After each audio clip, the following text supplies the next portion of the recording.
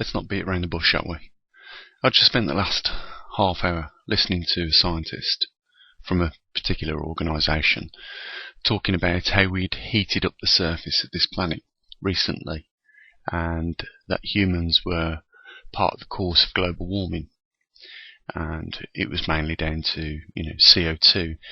His conclusion is that we need to cool the northern and southern hemispheres of this planet down by means of seeding the atmosphere with particulates, so that they can form platforms for condensation, precipitation, and also with extra vapour being in the atmosphere, it can also block out incoming inbound solar radiation, and therefore protect the caps of the planet. It's this knocks on what I was saying the other day in the video. I mean, I've been talking about this, what the consequences are and what we're dealing with for many years, well over 5 years now.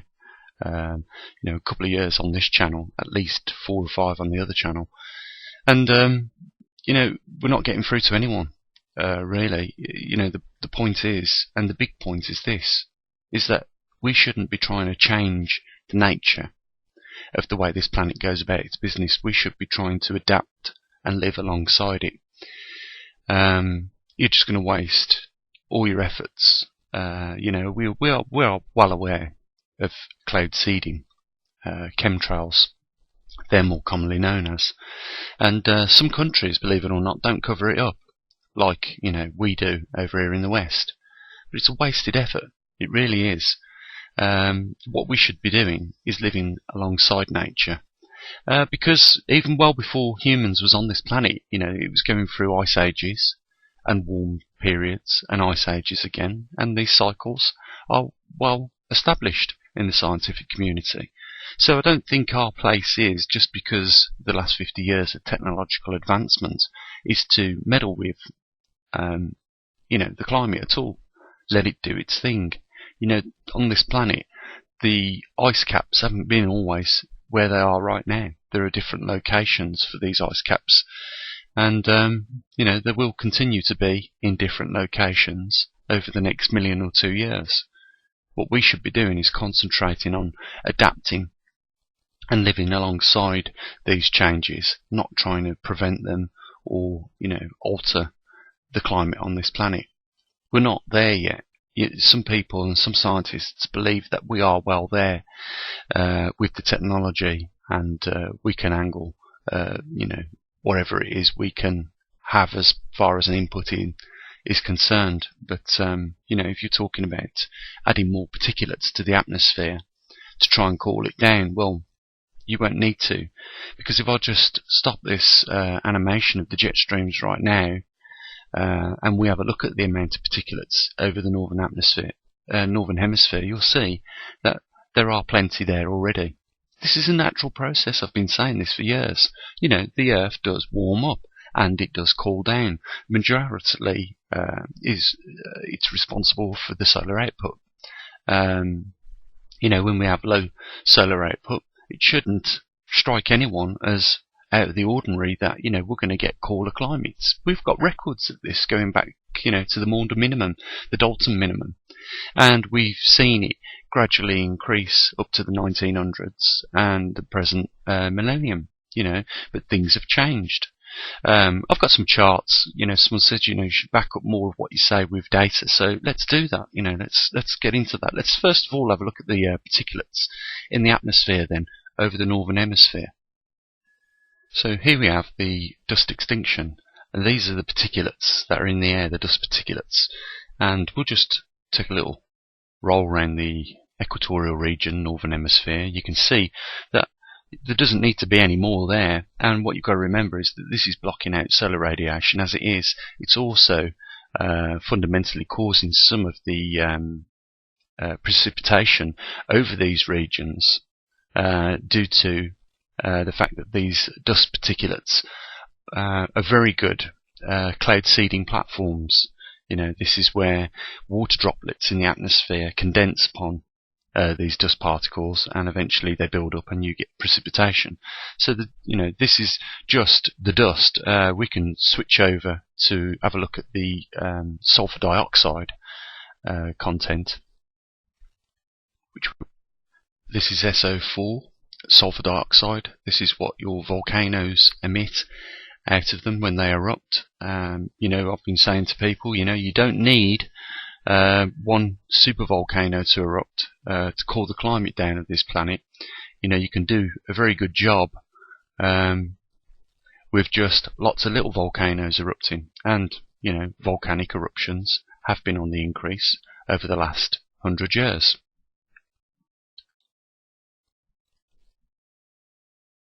So let's have a look at the temperature then, and what we can clearly see that from around about the 1940s, well, let's go back to the 1900s. Let's say from the 1900s there has been a gradual increasing of temperature, which has led to almost a 1 degree Celsius increase in temperature over land and oceans combined. But let's have a look at the solar output for that period of time, so from the 1900s to at least the 2000s. Let's see if we can see something showing an increase in sunspot numbers and solar activity since the 1900s that could probably answer that question for us as to what has caused the warming period. One thing I will say just before I bring up the sunspot numbers chart is that from the 1900s to the present day, one thing has been happening. And it shouldn't come as a surprise, really, because if you've got a biosphere, which is really what we live on this planet, the actual glass casing. I'm not going down the road of the flat earthers here, but I'm just saying that the atmosphere does act as a containment area for the atmosphere, which is just in a fluid state because it's gas. It is still there. Now, if you heat the biosphere, then what's going to happen is more evaporation. It stands to reason. The more you heat, the more vapor goes into the atmosphere. And what do you think it will happen when the atmosphere gets saturated?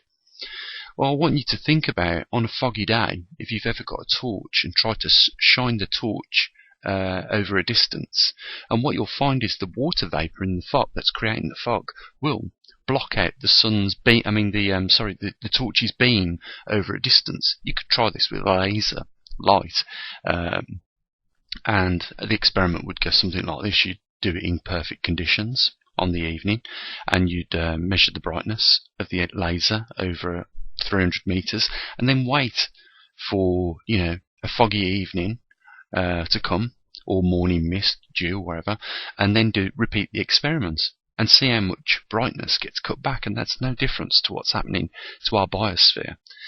When there's more sunlight, it produces over a long period of time, such as this over the last 100 years or so, more water vapor. But what will eventually happen is it will have a reverse effect. Now, we're going to start to see the temperature dropping, as we have done early indications over the last 5 years, at least since 2007. We're going to see these temperatures dropping, and what that's going to be caused through is a build-up of lower forming clouds caused through evaporation. And also, as we're going through a period of time where we've got a 20% weakening of the magnetosphere because of the magnetic pole migration that's taking place, the pole shifts are happening, and what's happened there is it's allowing more cosmic particles in, and they themselves provide perfect foundations for more evaporation. Now, what I think you'll agree is that what we are seeing is sporadic floods more often, and that is because as the clouds that are low-lying pass over higher altitudes, they become cooler and cooler, and they start to condense. And if these clouds are in large volumes of water vapor, they're carrying large volumes of water vapor, then it's going to dump it out very quickly, and you're going to end up with these flash floods. It does lead to a positive effect, which I've talked about on other videos before.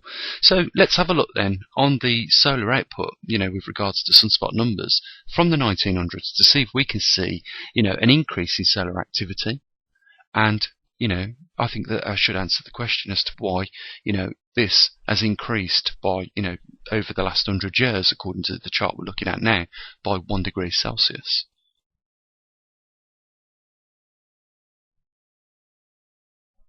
So here we are on the 400 years of sunspot observations chart. We can see from the 1900s that there has been, lo and behold, an increase in solar activity with regards to sunspots alone. That means more solar output, more solar flares, and as a result you get warmer weather, warmer climate. But as you can see, the chart goes up to about 2000 and then you start to see it drop off. Let me just show you what's happening since then.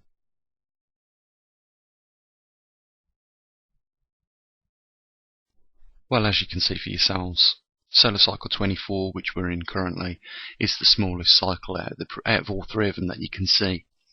It's been dropping off since 1985, and as we know, with the chart that I showed you, 400 years of sunspot observations, when it drops to zero and it remains there for a prolonged period of time, we face periods such as the Maunder minimum, which was described at the time in the 1800s as the mini ice age. So you're probably saying, well, why come the temperatures then have increased, and even to more recent times they've increased? Well, this is temperature on the grand scale. And what you've got to remember is this is a very large inertia. To give you some form of idea of what I'm talking about, is this planet's millions and millions of years old, and it still has, from the point of creation, a very hot core, a liquid molten core.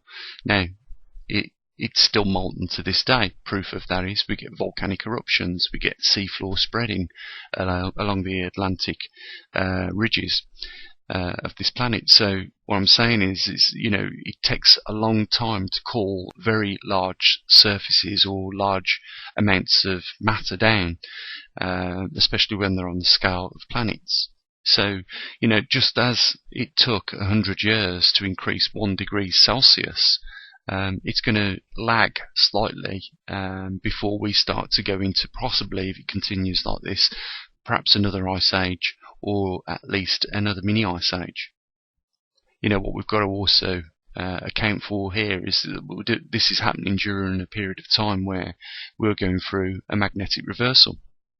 Now, some of you might be aware, according to some core sampling that was done, that showed in our history, not so many thousand years ago, around about 41,000 years ago, the planet went through an ice age, or was experiencing an ice age, and during that period of time there was a uncompleted magnetic reversal, which held for a small amount of years in comparison to how the historical record shows, when the Earth goes through a magnetic reversal, it usually holds its polarity if it's reversed for a long period of time. But if it's only on a scale of perhaps hundreds of years, it won't be considered a complete reversal. And around 41,000 years ago, or it might have been 21,000 years ago, I'm just pulling information from my memory now, what happened was we was not only in an ice age, but we was also in a period of time where we was going through a magnetic reversal. So these things have to be factored in as well, and you don't see climatologists even factoring those things in at the moment. I just want to say, there's nothing that mankind can do about the changing of the nature of this planet with regards to climate. It's not really in our best interests, if you asked me, to try and change nature. I think it's always best to work alongside nature and adapt with it. So if it throws up cooler climates, then I suggest we put our efforts into managing ourselves during a cooler climate. And I think we've got to be looking at there is one of the things that gets really way up there on the list of priorities is crop failures.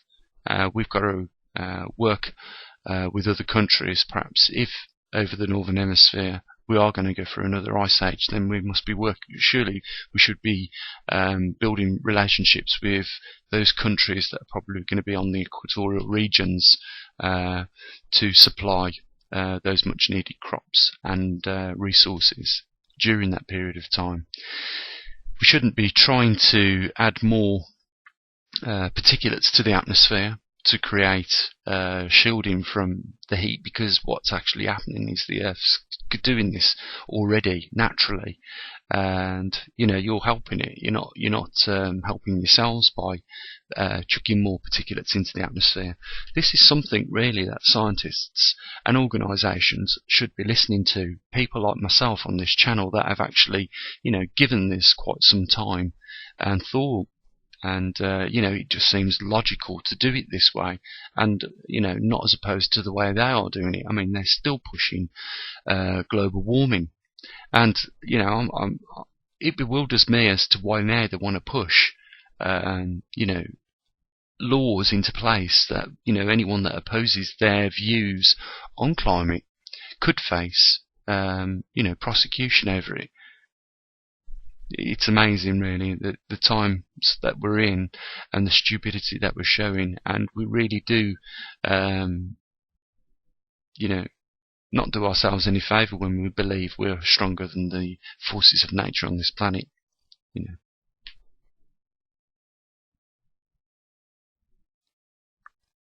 So just before I round this video off, I'll let this clip of 200 years of temperature increase run. Whilst I just say this to you, we talked about the biosphere this planet's got with concern, with reference to the atmospheric gases. Yeah, but what I want to ask you is just to give a bit of thought as to if we're adding more particulates to the atmosphere storage, and what I'm saying is, what do you think's happening to those other gases then? Whilst these others are being added to, what do you think's happening? What do you think's going to happen to those other gases in the atmosphere whilst other gases get added to it? The atmosphere can only hold a certain amount of gases to start with. So if there are 30 gases, all around 20%, just for argument's sake, in there, and you start to increase one of those gases by more than 20%, what do you think that will have with regards to the net effect of the 20% on the other gases? If the biosphere isn't able to get any larger, what do you think is going to happen to the gases that are present in the atmosphere whilst other gases are increasing in the atmosphere? Because I'll just give you my thoughts on this. My thoughts are that if you're adding extra gases and dust particulates that take up volume in the atmosphere, then it is obviously going to have an effect on those in the biosphere, in reducing them. So, this is one of the reasons why I feel it could be a concern with regards to oxygen amounts. Now, I did talk about in a couple of videos ago, when we measured the amount of oxygen in the atmosphere, how much there was there. And the point is this, is that even though it was old data that we was looking at, but it did show from readings taken in 1991 to the period of 2004 that there was a small depletion in the amount of oxygen in the atmosphere, in that reservoir. And that should really ring alarm bells for you guys, because it's important. It's one of the 3 fundamental things that you need as a species to survive. And that's why I think it's a good idea to look into these hydrogen oxygen generators.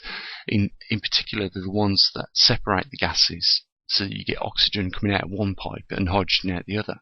For the simple reason is that you needed to replenish stocks of oxygen in your atmosphere surrounding you, or in your vicinity, wherever you are at that point.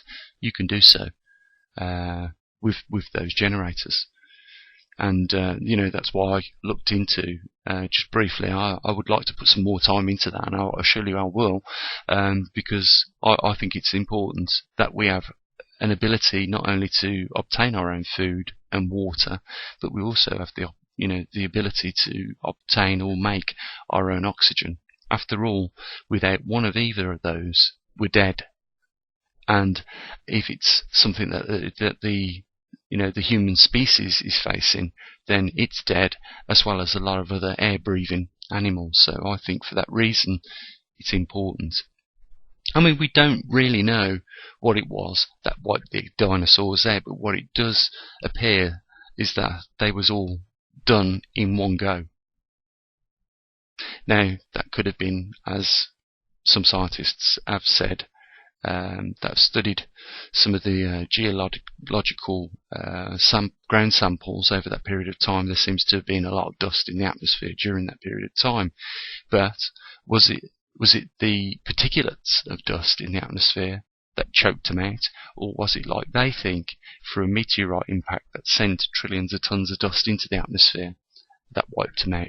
But was it a deficiency in oxygen that inevitably, using both scenarios, finished the dinosaurs off? And that's why I say it's important. I've been talking on this channel with regards to this for some years. I know that sometimes some of these videos do get looked at by scientists in some of these organisations, but this is, I believe, a more grounded explanation as to what is taking place on this planet. And I do think that I'm right in saying that we should not be trying to change nature at all. This world has gone through many processes over the periods of time since it was created, and it will continue to do that. So in its very essence, it's very natural process that we're going through right now. However, it may have some detrimental impacts for ourselves, and I think that the effort should be spent on trying to adapt to those conditions and not trying to change them, because I do feel that because of the size of the problem that we're facing, it's definitely out of our hands with regards to the inertia of the problem as well. Guys, I really hate it. I really hate having to mention the fact that the channel could always benefit from some extra support from here and there, from a few more people that are doing it right now. I think over the last couple of weeks, I mentioned in the credits, that there was only a small amount, but still, I wanted to thank those people. That's why I put them in the credits. We've got an important message to get out here, and if we keep plugging away at it, with the hope that sometimes, it might pop up as a discussion within these organisations, and that we might break through to them and steer a different course during these times, one that favours more cooperation from governments all around the world, and puts in some protocols that down the road, should we need resources from those parts of the world, we can obtain them. I think that's where we should be going with climate change at the moment. I'm just going to end it there, and just, rebut that fact that, the only thing that affords me to do this is that little bit of money that we raise on the channel. I'm trying to do as much as I possibly can, on the channel, in making the channel better, informing people better. We've got the website up on there, and it shouldn't be too long before we do get the magnetometer station up and running, and then we are in another ball game there, guys. We've got a unique position to monitor the changes of at least one of the anomalies that are taking place on this planet right now. That is the magnetic pole shift. We can closely monitor the strength of the magnetosphere as it depletes during the reversal, and we can also monitor the positions of the magnetic poles. So, on the website, there's going to be, I've covered some of the basic stuff on the Learning Centre. I want to put some more in-depth science, because I know some of you out there can angle, a different level of information, and, that's where I want to go with that. So, I apologise for the time that it's taken to, go through some of these things, but I think that, generally people are interested, and, the truth is it's no short explanation. We're dealing with a lot of different things that have effects in each other's backyards. So It does take more than 5 minutes to go through some of these problems. Even if it's the only video that you ever watch on this channel, you should get a rough understanding as to what the processes of these anomalies are, and what how they're taking place, and what could possibly be responsible for those changes. So guys, link down below. Please support the channel. Please continue to support the channel, and thanks immensely for those guys that have already. And enjoy the rest of your weekend. Bye for now.